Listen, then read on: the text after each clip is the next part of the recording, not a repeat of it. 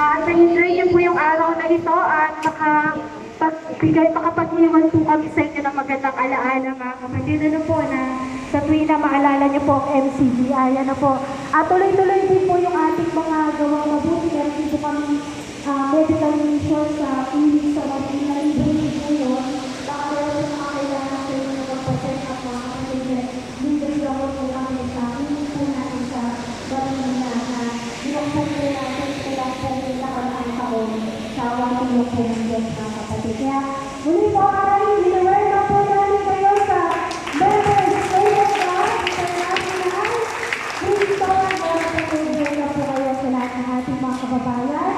At while waiting po mga kapatid ay may papaplay lang po kaming video habang nag-aantay po kayo. Mag-i-start na po tayo mga kapatid na ibigay po sa inyo yung ating mga free store items. Tatawagin po kayo ng ating mga kapatid na staff po dito, one by one, para po i-play po yung ating po mga items. Yun lang po. Salamat po sa Diyos at magandang umaga po sa inyo lahat. At bago po pala tayo mag-start, ina-acknowledge ko rin po siyempre, nagpapasalamat po tayo sa pagpapahiram po sa atin ng venue. Palagi po kasama po natin ang ating pong kapitan po dito, si Captain Jose Armel Jenel Ibal. Palapakan po natin si Captain Ibal. Kaya makakakaya si Captain Jenel natin makakatawa ako.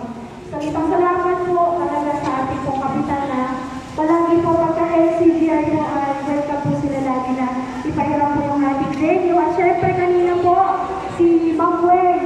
Si Ma'am Wen. Maraming salamat po Ma'am Wen. Si Ma'am Wen. Thank you so much for God bless po.